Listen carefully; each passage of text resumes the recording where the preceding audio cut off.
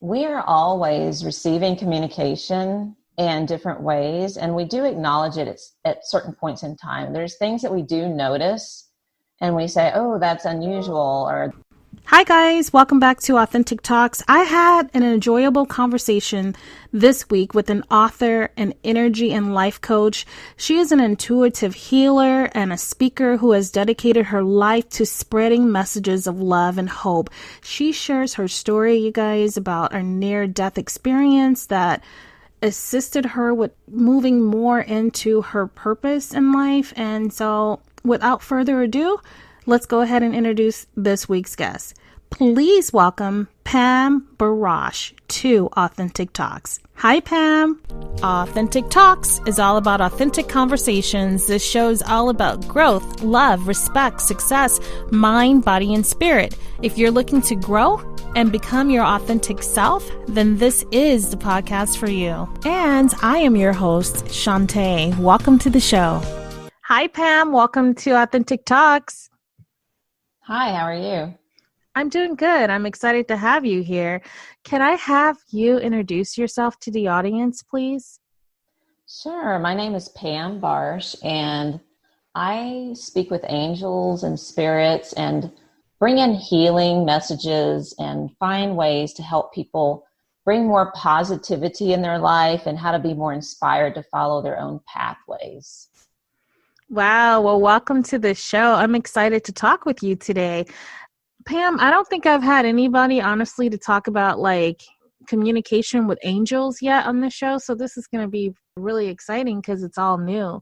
Can I ask you, how do we learn how to speak to angels and spirit guides and be able to interpret their messages and signs? Well, the first thing I would like to say about that is that we are always receiving communication in different ways, and we do acknowledge it at certain points in time. There's things that we do notice, and we say, oh, that's unusual, or that must be a message, that must be a sign from a loved one. Like we might see something simple like a butterfly, or maybe a song comes on, or you hear somebody's name or something like that. So we're always receiving those things. Now, how much you are open to that, it just depends on the person. If they want to tap into that more, it's a matter of allowing it first. Just to say that this is something that I want to bring in. You bring your awareness to it. It's like what you focus on begins to come to you. So if you start to notice certain signs and you say, thank you, universe, for showing that to me. Thank you, spirit, for showing me. Then they'll begin to bring more messages to you in different ways. But they want to see that you're recognizing it and bringing it into your awareness.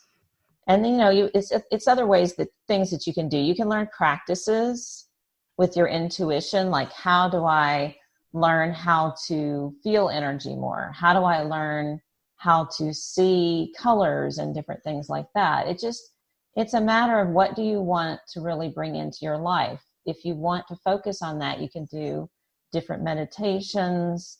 You can find different times in your life when you can have more quiet time. It's in the quiet time that we often get more clear messages. We get more clarity.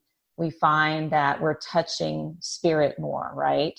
Because when we're busy and we're doing a lot of things, our minds are working really fast. And so if our minds are overworking, then we can't get in our heart more enough to hear what those messages are. So for me, it was learning that I was doing too many things. I was going too fast. I needed to slow down with life. I was trying to do a lot of stuff that was more left brain, I guess you would say, more analytical, and not allowing more things to just be spontaneous in the moment and allow me to be more free in my spirit. So how that happened is I went through a period in time when I was experiencing an illness that shut my body down more.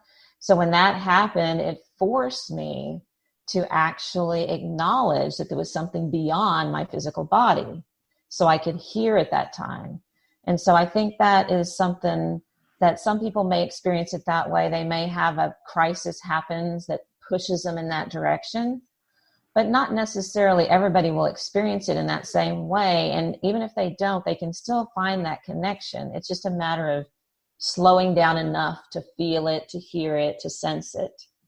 Now, when you said that you experienced an illness, you began to hear, does that mean that were you like in a coma, is what you're saying, and you c- could only hear and not speak? Or am I? Not exactly. I was bedridden.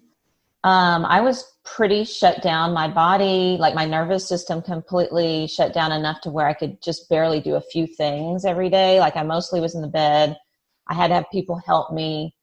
So the normal things I would be able to do, I just couldn't. And every little thing would cause me to get overwhelmed, or my heart would race really fast. Different things would happen to me.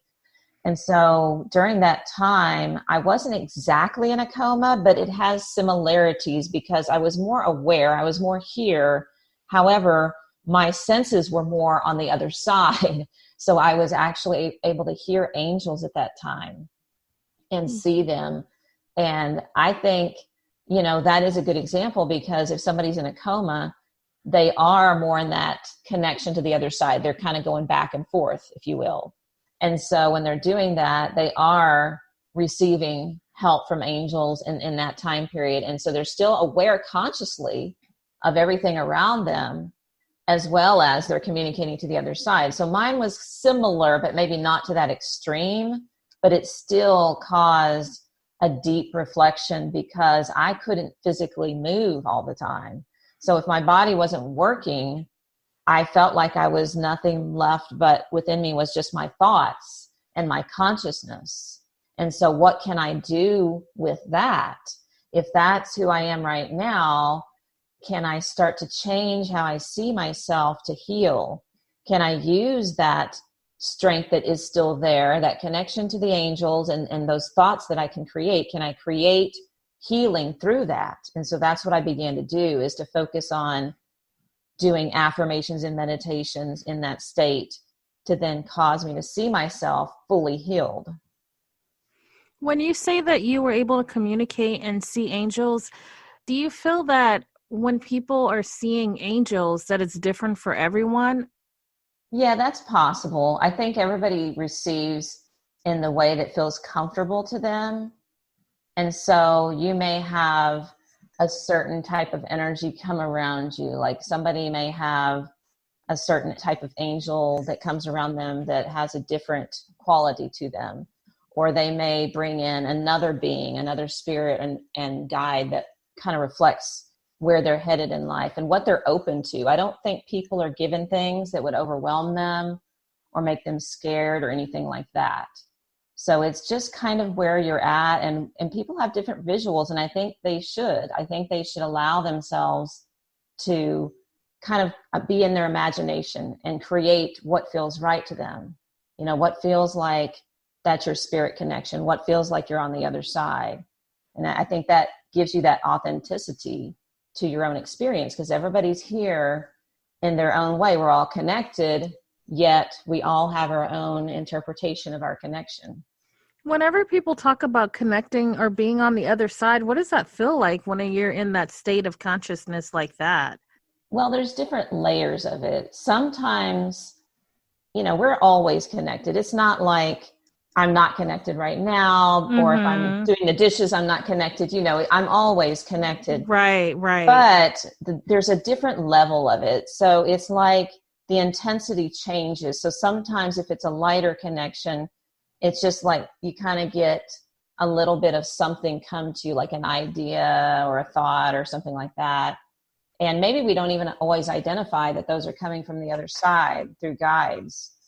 But then if it's deeper, then you might be able to get more images, symbols, sounds. You might hear a voice, things like that. And then you can go even deeper than that, really, because I go into trance states as well, where I'm able to allow them to communicate through me at times. So in that case, I'm more disconnected from my body, and they're just using me as the conduit to bring in the healing or the messages. So it just depends. You could be anywhere along this spectrum. Whatever you are needing at that time or whatever you're open to at that time is what's going to come through. Wow, I understand. You had mentioned colors, and I feel like you're referring to like the aura or the chakras. Which one? I've heard Yeah. people say like, "Oh my gosh, I can see blue around your head." Mhm. Is that like from our chakras, or is that something another energy field?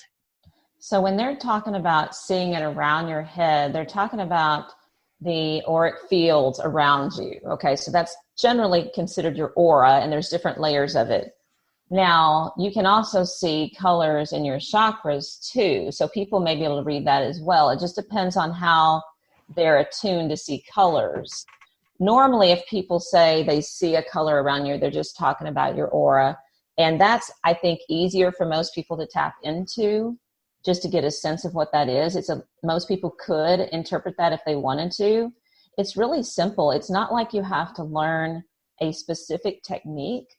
All you need to do is if you were to just think about somebody and you'll let your imagination go into what color do you think is around them, and that whatever you get, like the first thing that comes to you is the main color that is around them. Now they could have a lot of different colors, it's not just one.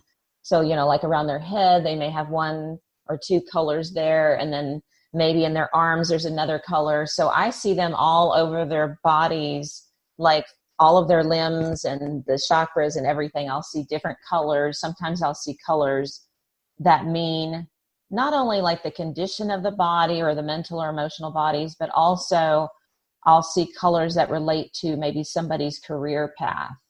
Like if I see more specific colors in their hands, that might mean that they work with their hands more.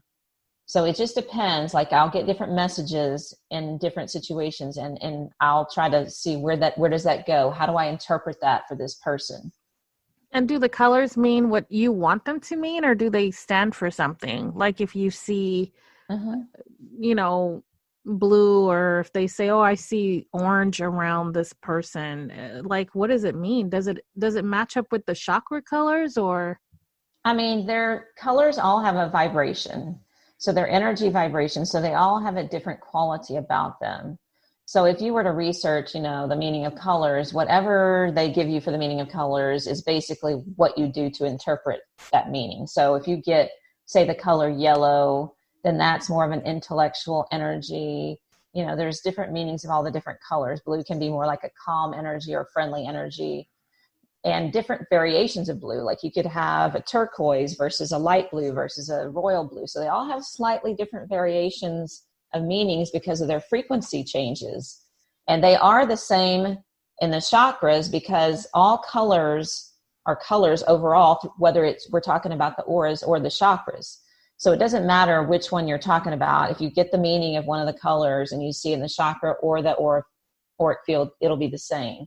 However, how you interpret that beyond that may change. So if you are intuitive and you're picking up on, well, normally this color means such and such, but then if I'm feeling that for this person, it means more specific something else. So for me, because I'm intuitive, I pick up on other things too. Like I get meanings of things beyond that, or more information, if you will. Did you grow up like in an environment where it was very religious as a child? Yeah, actually, I did have more of that experience. It wasn't extreme, I would say. I came from a background where my family was Catholic, and then I eventually married into a Catholic family as well. And what's interesting is, even though I was very aware of that religion, I don't think it was forced upon me. So I still had that way for me to decide what spiritual connections were to me. Now, at that time, I don't think I really decided what it was. I was just kind of a free spirit, if you will, I guess, and I just going through life until a few years ago when I started to really focus on what that was again. I realized that for me, it wasn't so much about being in a particular religion. It was about me being in touch with who I was and accepting what my gifts were, and just standing in my own power and understanding that if I can have the power to heal, other people can too. And that's where I find my peace. I think people find peace in different places, and I think they should pursue whatever that is. But for me, I found it more in the expansion of knowing that it's not just one religion. We're all connected in this spiritual way. And I absolutely love that. I love it. And I feel like as people start to realize this, the way that you view life it changes. It's completely different. Mm-hmm. And when you are not aware of that yet, there's other things that seem to be so important to you that matter so much that really don't matter at the end of the Yeah, day. it's funny when you get right down to it, like me talking about being bedridden and kind of on the edge where I nearly died at that time. And when you're on in that moment, you don't think about all of the little things that you normally would be annoyed by. Yeah. It kind of all gets stripped away. And that's when you start to see the truth of who you are, because you're realizing that, you know what, I'm not limited by whatever happened in my life up to that point. Like, it's real easy for our brain to want to categorize things that happen to us and hold on to trauma and feel like we can't be more than that. But really, we have to see ourselves beyond the physical body. And once we do that, then it's like, oh, I can do anything. I can be in my power. I can make decisions day to day. Like, what do I feel connected to today? Or what is the thing that I want to go after in life? Where is my passion? How can I speak up from this place of power within me? So I think that was one of the big realizations I had, is just finding out that, yes, I was, a certain way all of my life. I had a certain identity that I thought was me. And it was how people saw me or what role I played, like if I was a mom or whatever. But once I realized I was more than that and I could do so many other things, it just opened up everything for me. It's like I allowed it to come in. And that's powerful. It really is. What do you do when your chakras are like out of balance? Like, how do we balance the energy of our chakras and understand the signature of our auras? Well, a lot of it has to do with being aware just in our daily activities and things like that. I mean, we variate a lot. So there's always things that are affecting us, whether it's stuff that we're feeling within ourselves or in our environments and people around us and things that are happening in our lives. So, just when you meditate and you find that you are relaxing more, or anything you do that feels like meditation, it doesn't even have to be meditation. It can be like an exercise or something. But when you finally let go of your worries and you're in a state of peace, I think it's important to focus on what does that feel like, so that then when you're in your normal activities, you can see when it's off and what is off, right? And so a lot of times we'll have different physical symptoms, emotional symptoms that will happen when our chakras are trying to clear something out. And we're like, oh man, what happened to me or whatever. But it's like maybe something's trying to clear out there. Like if you have, say, digestive problems, that could be the solar plexus trying to clear something out. So I don't think we should shut down what's happening there, like get all worried about it and produce, something that doesn't need to happen there. I would say we need to support it. So we need to figure out, well, what can heal that chakra? So for some people, it helps to take in certain foods or be around certain colors, listen to music that has a certain frequency, or maybe they have to do an activity, because there's times when our energy gets stagnant in our chakras because we're not physically moving enough. So we'll get into a state of worry with our mind, which then just locks stuff into our chakras. And then if we're not moving and doing an activity, it just gets stuck. So the best thing to do, first of all, is just, other than having that awareness, is just movement. Movement will change a lot of stuff. It'll release things from your mind. It'll get your chakras flowing again. And then after that, you can begin to focus on, is there something there? Is there something else that feels like it's not right? Then I would do more focused work on a certain chakra, like maybe with a crystal or some Reiki healing or something else. But I would first just get the movement going. Mm-hmm. Where do you buy your crystals? I have a store that's in Austin that I usually get most of them. I've also traveled to other places out of state where I've gotten a few as well. I have quite a few crystals. However, I don't have as many as most people would think I have, because I tend to be drawn to certain ones, and that's really important. I think you don't have to have a ton of crystals to do healing with crystals. You just need to pick one or two or however many you feel you need and find something that really speaks to you. So whether it's the shape or the color or something is drawing you in there, that's something you need to work with, because the vibration is communicating to you. And there's a consciousness in that crystal that's trying to work with you. And so it's something that you need at that time. And so it may change. You might start with one, and then you don't need that one, and then you go to another one. And it's just whatever you feel like you need at that time. And how do you use crystals to heal your body? Well, there's different ways you can work with them. So you can, first of all, have them around you all the time. I mean, you could have them sitting at your desk. You could have them by your bed. A lot of people put them by their bed so they can sleep better at night. They use certain crystals for that. You can do it when you're working on a project or something that you're trying to get more energy put into it and you want to like amplify it in some way. You could do it where you're just setting them out. You can do it where you're doing like a grid and you're putting an intention into the grid and you're actually aligning them a certain way. You could actually put them on your body. Like you could be laying down and doing a meditation and put them at different chakra points. And so that's another way. You can also wear them in, necklaces and jewelry, like bracelets and things like that. And sometimes just wearing them is enough to, if you're even just looking at it, to kind of remind you, that you have that energy working with you, that you're trying to bring that energy, that crystal, to be representing something. Like maybe let's say you have a bracelet that represents peace for you and you have that on. Well, that is just a reminder, not only it being on you, but visually you seeing that is a reminder of the peace that you're bringing into your life. So buying crystals online is not the best way for people to start out if they were interested. You can. I think I would just do more research on them. Just make sure you're choosing the one that you feel is going to be what you're looking for. Because I usually describe like what the characteristics of the crystals are. You could do that right now, especially it would be more difficult, I think, to find, places where you could find the crystals in person. So I would say try to do them online for now. Yes, of course, it does help to have them, because if you hold them, you can get that sense of what is the vibration. Does this feel the right thing to me? Like, how do I feel this in my hands? Is it like the right feeling?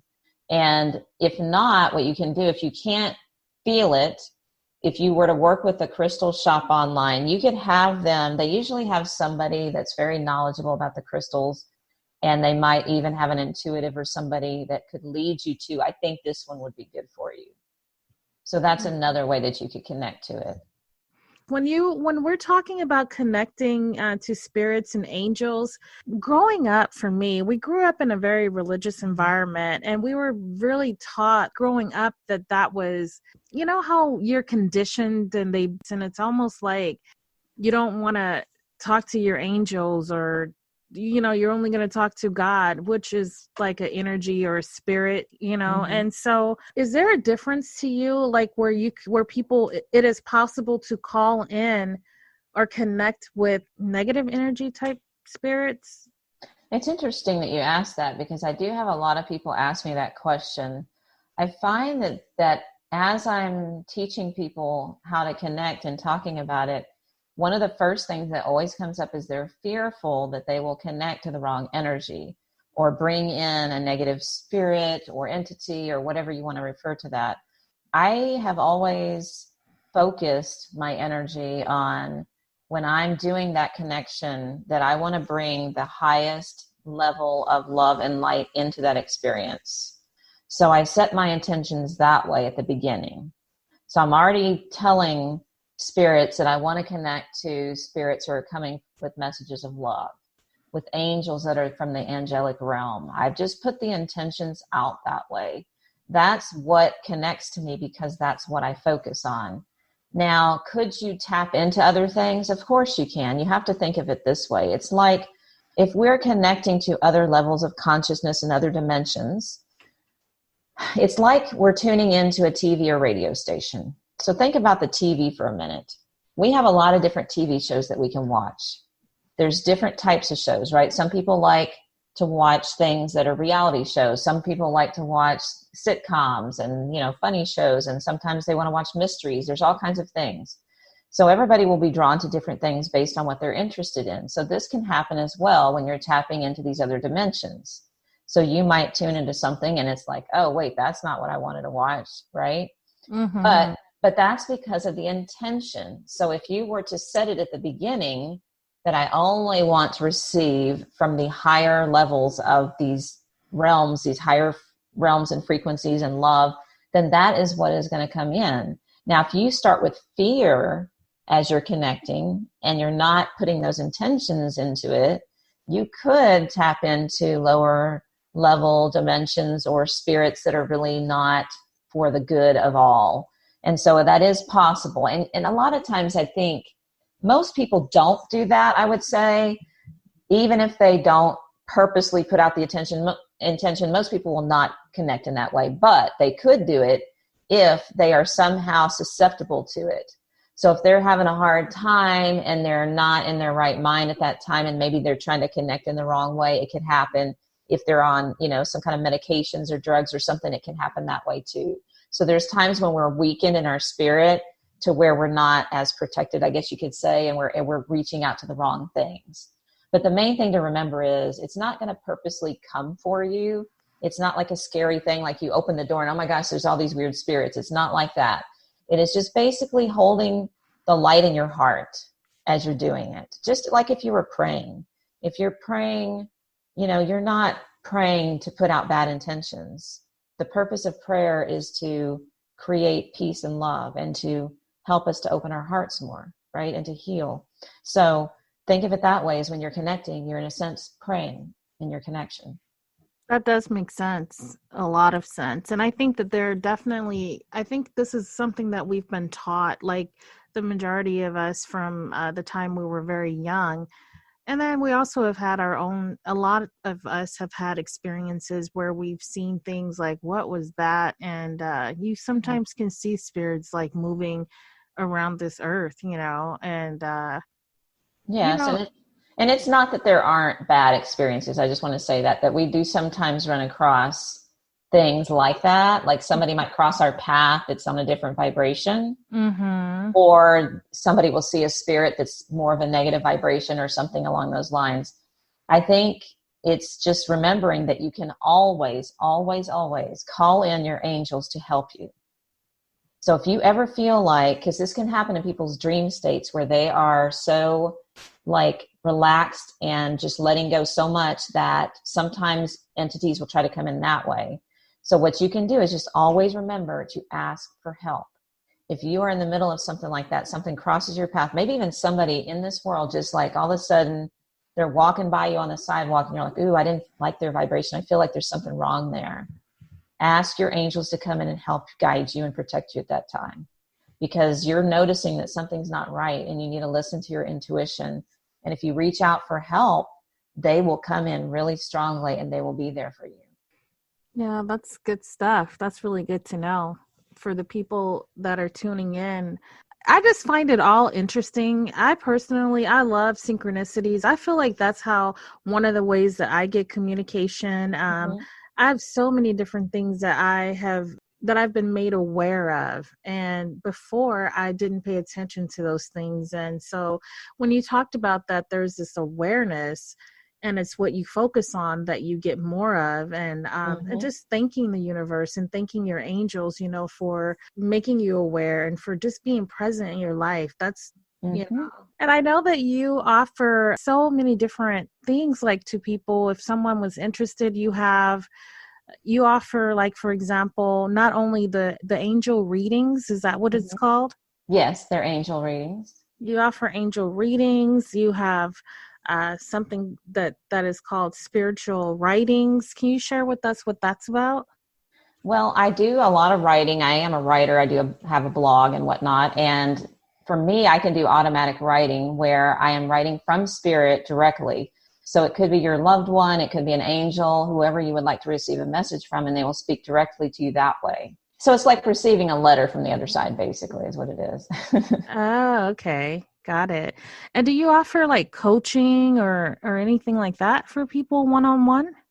Yes, I offer coaching as well. It kind of combines the spiritual aspect of things within that, so we're looking at a lot of different things within the coaching. And I usually bring in a lot of extra work with chakras, like looking at the colors and, different things that are happening with somebody with maybe their vibrations, maybe things that are going on with relationship connections, things like that.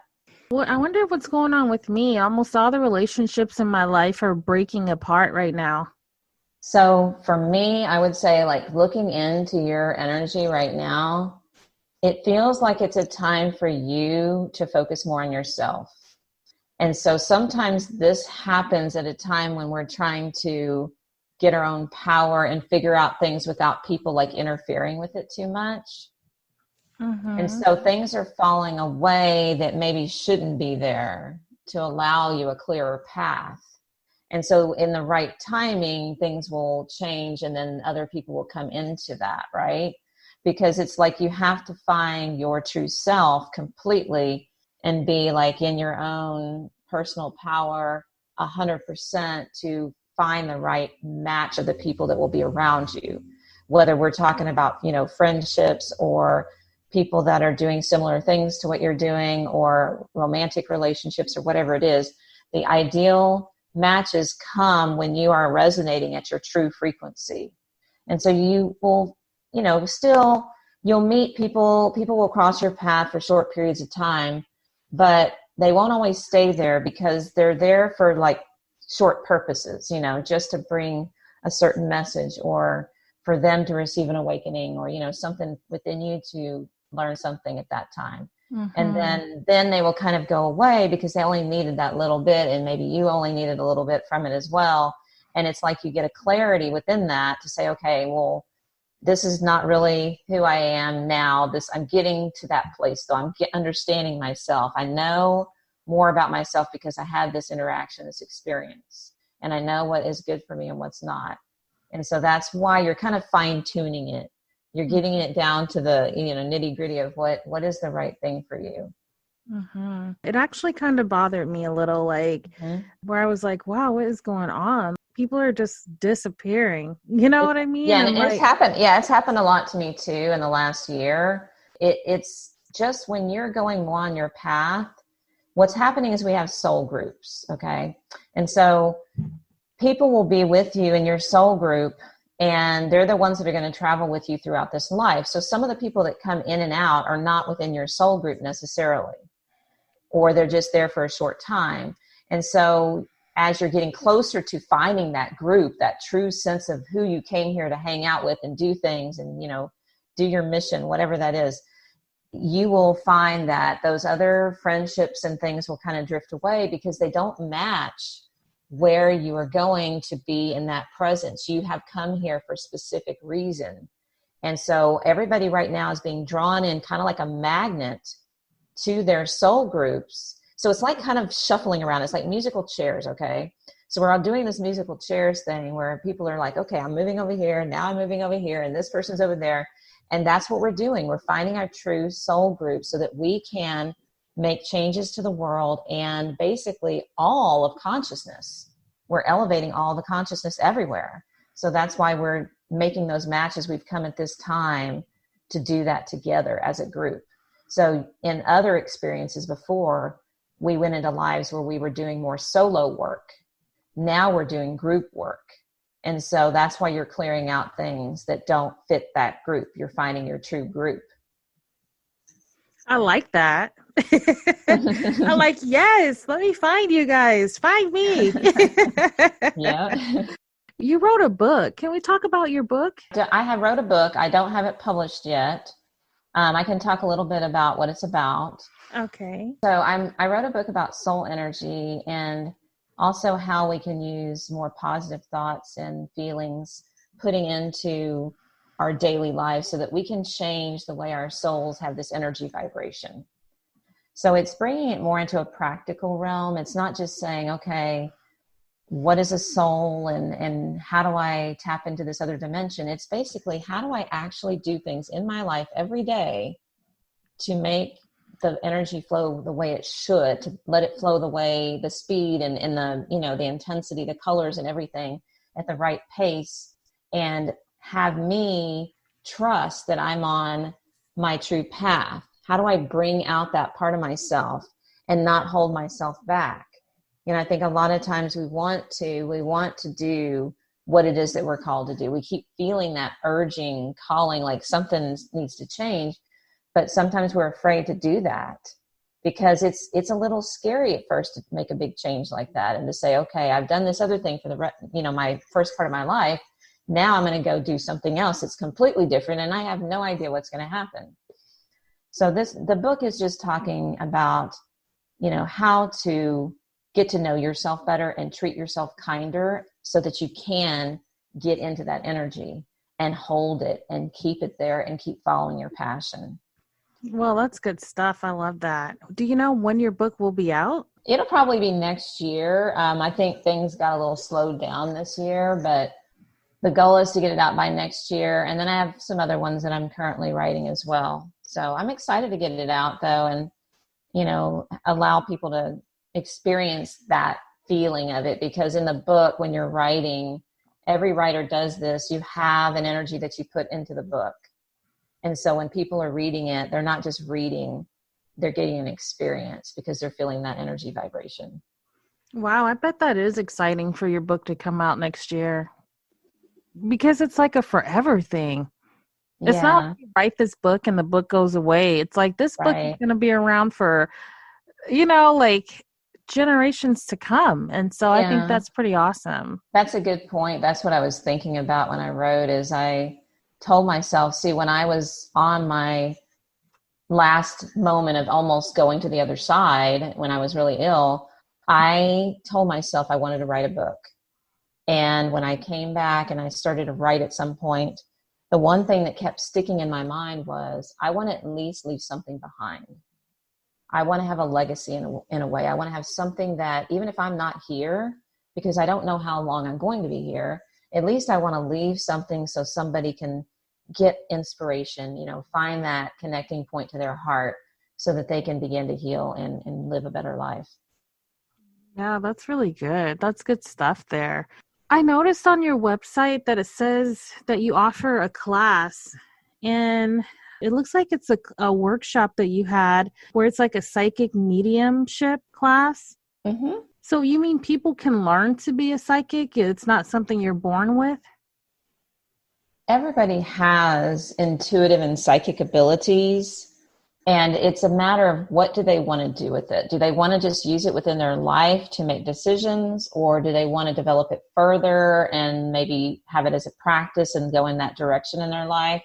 So for this particular class, it was designed for people that were just starting out, that wanted to learn how to be more of a psychic for, having their own practice. Mm-hmm. Now, I do other classes too about chakras and intuition and other things that are for beginners that maybe just want to learn about that, but they don't want to necessarily follow that pathway as far as a career would go.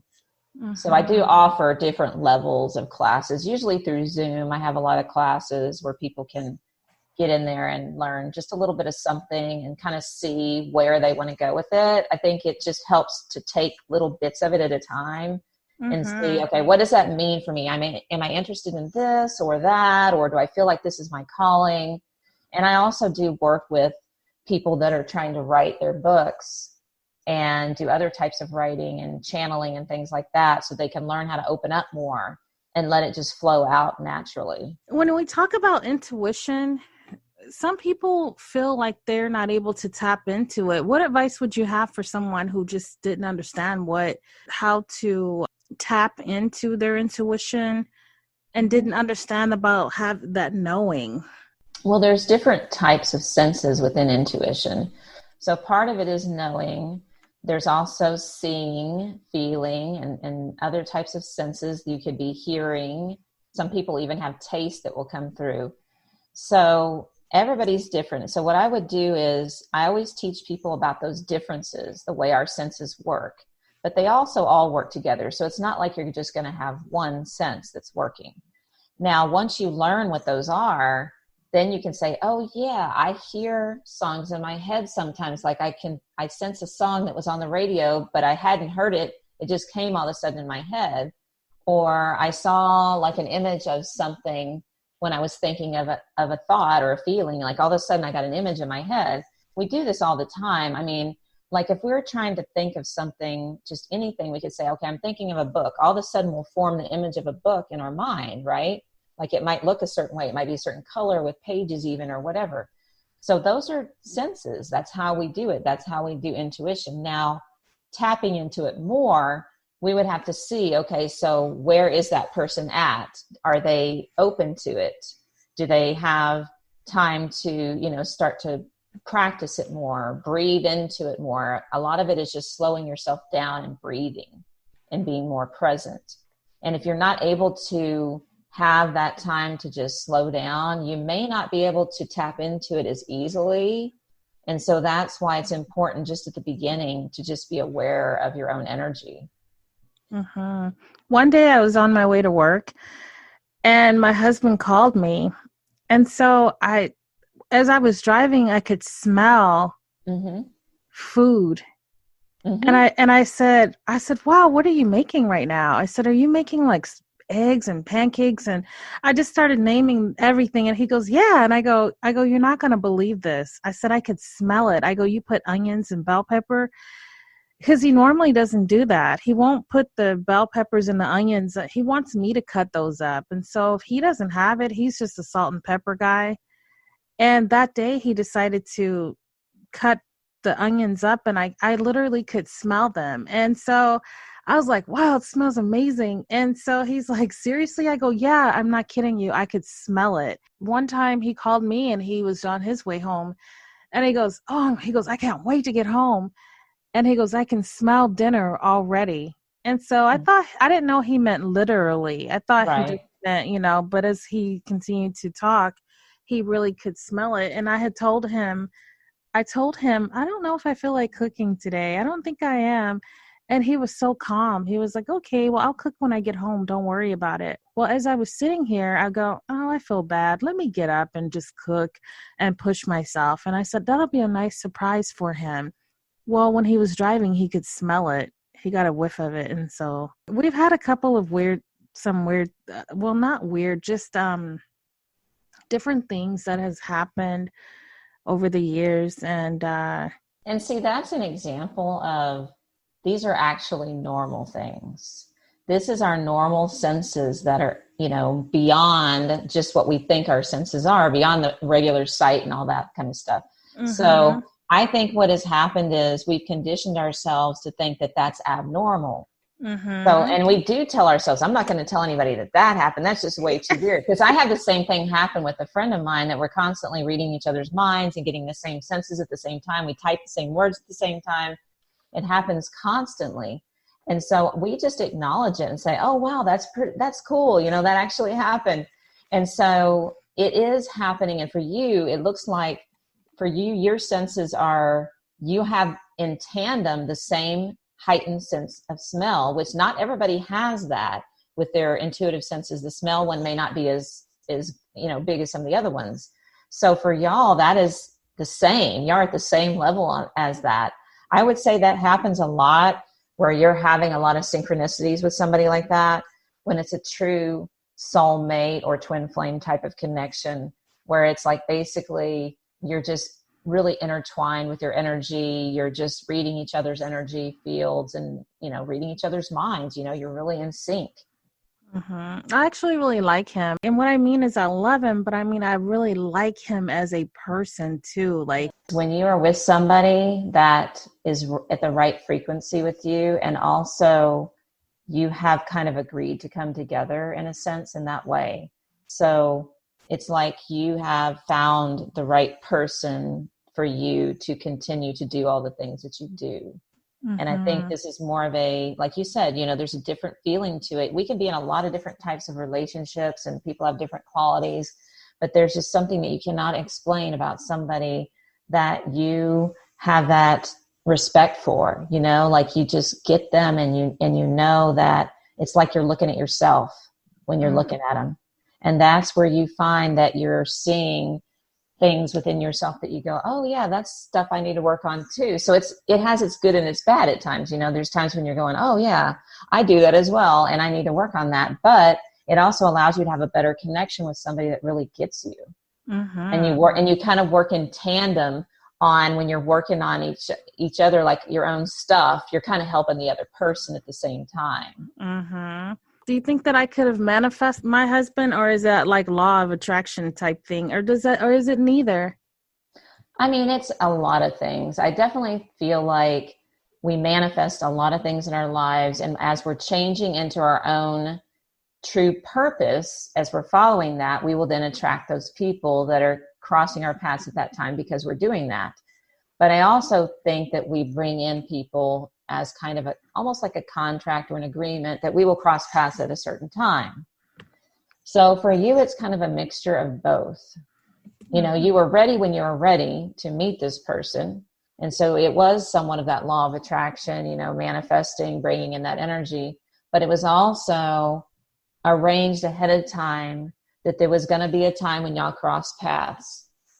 So it's very interesting how that works. It's almost like it's a play a little bit, like this is the roles we're going to play. This is who we're going to be this time, and that kind of thing. And so you probably knew each other before in a different way in another life, because you're called to come together to do something for the world.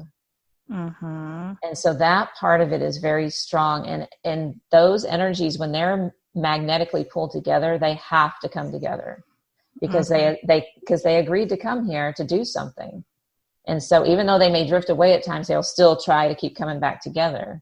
Yeah, I believe that's definitely true. You're a very interesting person to talk with. It's always different every day. You never know what's going to happen. Yeah, that's really nice though. So if people wanted to connect with you, how can they find you? Well, they can go to my website, pambarosh.com. That's Barosh.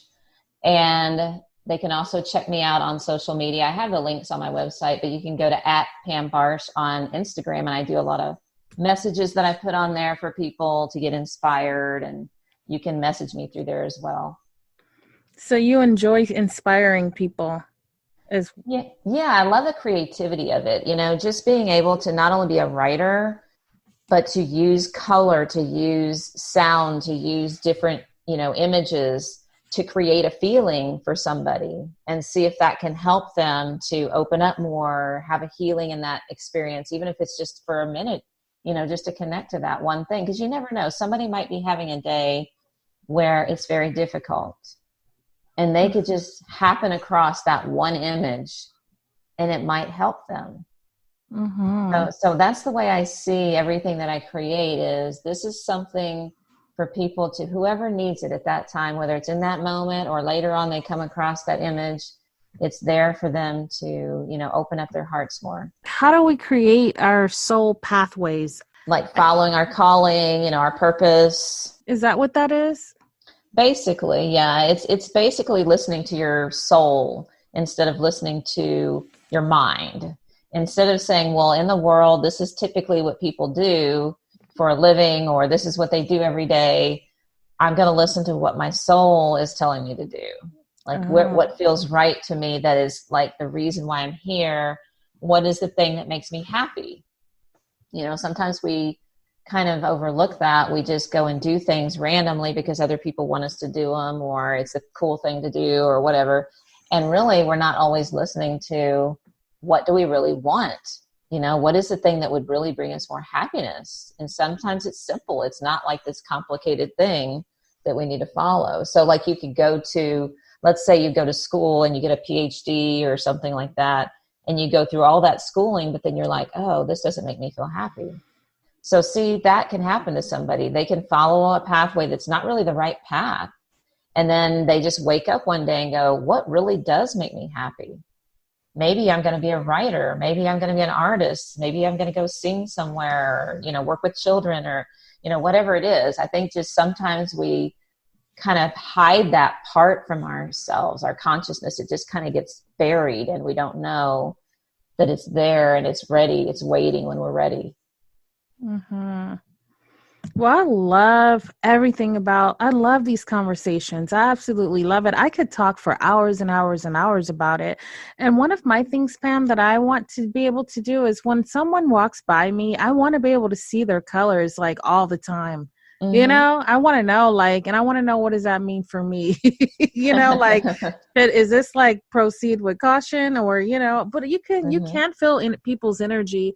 But I want to see that. I want to see the colors. Yeah, and you may see it in your mind's eye, not necessarily visually, like in the external world around them. It takes time to adjust your eyes to see like auras around trees and people if you're not used to doing it. You can do practices to, make that more prominent, but the easiest way is just to see it in your mind's eye or to feel it in a sense. So what is the first color that comes into my senses, my feelings? What do I feel is around them? Mm-hmm. What happens is we have to learn really, truly to trust ourselves, because you dismiss things sometimes. Like, yes, that true. was nothing. Yes, that's true. That's a very common thing that we do is we keep saying, well, that's not anything, or that was just something everybody does or whatever. But it's like, we just need to say, that is something. Okay, so in that moment, they're giving me that information. Thank you for bringing that to me. And if there's more that you have for me, bring that forward as well. We just need to tell ourselves that we're open to it. And also a big important part of it is acknowledging that we have the power for it. Mm-hmm. So if we were to say, I can clearly see auras, rather than I want to, or I might be able to, or sometimes I do, or you know what I mean? Like we can say it in different ways, but if we say, I clearly see auras, I clearly see colors, I very confidently and with clarity communicate with angels, just say it in a way that gives you empowerment for it, that it's in the present, that it's already happening, and it becomes more. Mm-hmm. I'm going to do that. I'm taking your advice. just wait. You'll be seeing all kinds of colors now. I'll be like, yes, Pam, guess what? Yeah. Wow. And then, so Pam, what was it that you wanted people to know? Yeah, I think the main thing is just to learn how to trust that they have within them all the knowledge that they need to go forward.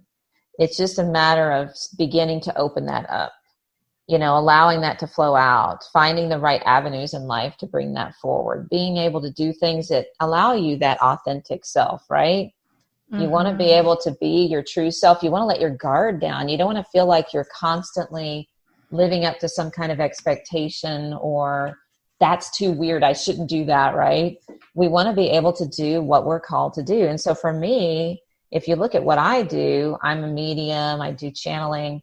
Now I could say to myself, oh my gosh, that's so weird, I shouldn't be doing that. And people are going to look at me funny. Well, the truth is they probably will at times, but this is what I'm called to do. It's my gift. And so I want people to take home with them that there's a gift in them that is ready to come out even more, and just allow that to blossom into something that is more than they ever thought could be possible. I love it. I absolutely love it. Thank you, Pam, for coming on Authentic Talks. And, well, you guys, she said that. She said it, and she said it well. Thank you so much for tuning in. I'm Shantae with Authentic Talks.